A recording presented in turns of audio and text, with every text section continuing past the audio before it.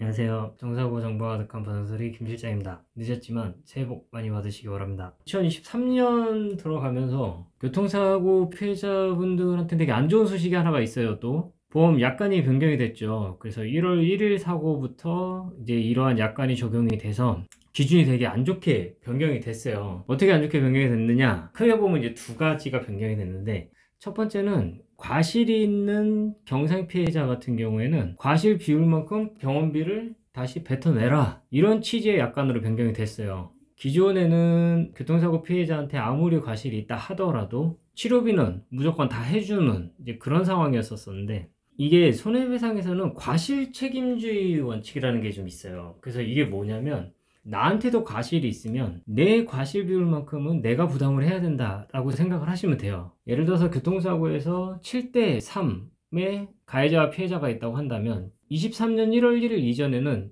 둘 다 치료비를 모두 다 해줬어요. 합의금도 주고, 과실이 30%인 사람도 치료비 100% 다 지급해주고, 그리고 과실이 70%인 사람도 치료비 100% 다 지급을 해주고, 치료비에 대해서 물론 이제 과실상계를 하긴 하지만 과실상계를 해서 마이너스가 된다 하더라도 피해자한테 돈을 내놔라 이렇게 하는 경우는 없었었죠. 근데 이게 약관이 바뀐 겁니다. 과실 있는 피해자는 과실 비율만큼 치료비를 자상이나 자손 아니면 직접 변제, 이런 식으로 약관이 변경이 되게 된 겁니다. 피해자분이 치료를 받은 치료비에 대해서는 즉각 바로 실시간 반영이 되지는 않고 병원에서 치료비를 청구를 해야지 그게 올라오다 보니까 합의금은 일단 선지급하고, 아마 합의금을 선지급을 하면서 과실이 있기 때문에 나중에 치료비가 다 올라오면 그 치료비에서 과실 비율만큼은 선생님이 부담을 하셔야 됩니다, 아니면 선생님 자손이나 자상에서 부담을 해야 됩니다 라고 아마 안내를 할 거예요. 그래서 과실이 있는 피해자한테는 과실 비율만큼 당신이 부담해라.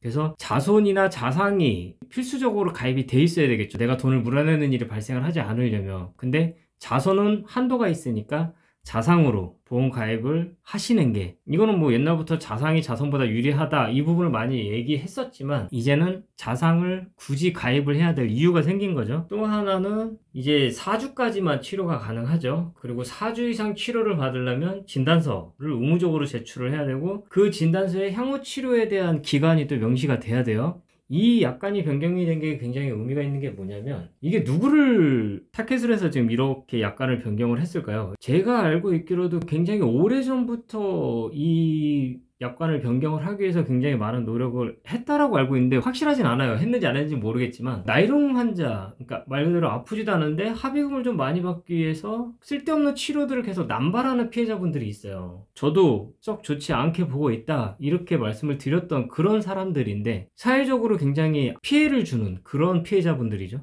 이런 사람들의 치료 패턴이 뭐냐면, 보험사한테 합의금 얼마를 줘, 아니면 내가 치료를 이만큼 받아서 너네한테 폭탄을 안겨줄 거야. 그러면 이제 사회적 비용이 늘어나게 되고, 보험 가입자들은 자동차 보험 가입 비용이 늘어나게 되는, 그러니까 사회적으로 굉장히 피해를 많이 주는 그런 피해자분들이거든요. 근데 지금 이런 사람들을 타겟을 한 게 아닌가라고 개인적으로 생각을 하고 있습니다. 그래서 아예 장기 치료를 받을 수 있는 근거를, 장기 치료를 받을 수 없게 근거를 마련을 한 거죠. 기본적으로 4주 정도 치료까지는 지불 보장 무조건 해주겠다. 근데 그 이상 치료가 필요하다고 한다면 그 치료가 필요한 근거를 제출을 해라. 이 환자는 병원에 가서 진단서도 발급을 해야 되고, 그리고 향후 치료가 얼마나 더 필요한지에 대한 소견도 받아야 되고, 이런 부분들이 생기고, 병원에서도 이 환자를 계속 치료를 할 것 같으면 이러한 소견서, 진단서들을 계속 발행을 해주다 보니까 병원도 간접적으로 압박이 되는 거죠. 근데 이 피해자는 사실 아프지도 않은데 합의금 좀 더 많이 받아보려고 치료를 좀 더 받으려고 했었던 건데, 아니면 치료비를 좀 과다하게 불려가지고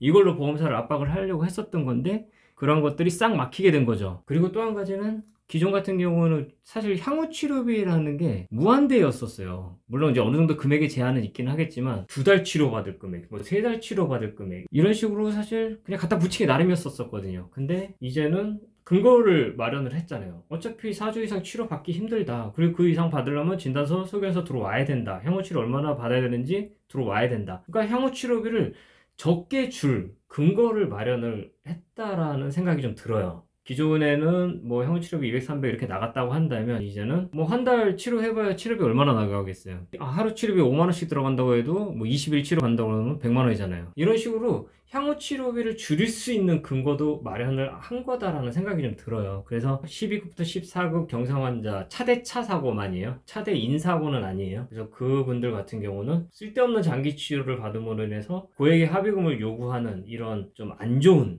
습관을 갖고 있는 그런 교통사고 피해자분들이 앞으로 합의금을 좀 많이 받기 어려운 그런 상황이 되지 않았냐, 좀 이렇게 생각을 합니다. 크게 보면 이 두 가지, 과실이 있는 분들은 과실 비율만큼 치료비를 물어내야 된다, 이렇게 바뀐 거. 그리고 두 번째는 경상 환자들이 장기 치료를 받으려면 그 근거를 제시를 해야 되고, 그렇다 하더라도 장기 치료를 받는데 굉장히 많은 제약이 있을 거다라는 부분에 대해서 약간이 변경된 거. 이제 보험사에서도 이제 이렇게 변경은 됐어요. 이제 이거를 실무적으로 이제 어떻게 적용을 할 건지에 대해서는 보험사들도 내부적으로 다 얘기들이 있겠죠. 그래서 각각의 보험사들마다 좀 다를 거예요. 어떤 보험사는 이렇게 적용을 할 거고, 어떤 보험사는 이렇게 적용을 할 거고, 어떤 보험사는 이렇게 적용을 할 거다라는 부분은 보험사들마다 뭐 내부적으로 좀 다르기는 하겠지만, 전체적으로 큰 틀은 제가 말씀드린 이 안에서 이렇게 적용을 하지 않을까, 좀 피해자를 압박하는 수단으로 사용하지 않을까. 한편으로는 나이롱 환자들을 잡기 위한 어떤 제도나 이런 약관들이 변경이 되면은 꼭 선량한 피해자들은 생기거든요. 그래서 이런 분들은 어떻게 해야 되느냐라는 문제들이 좀 생기는 거기 때문에 향후 이게 어떻게 적용이 될지는 좀 더 지켜봐야 될 것 같습니다. 아직 이제 9일뿐이 지나지 않아가지고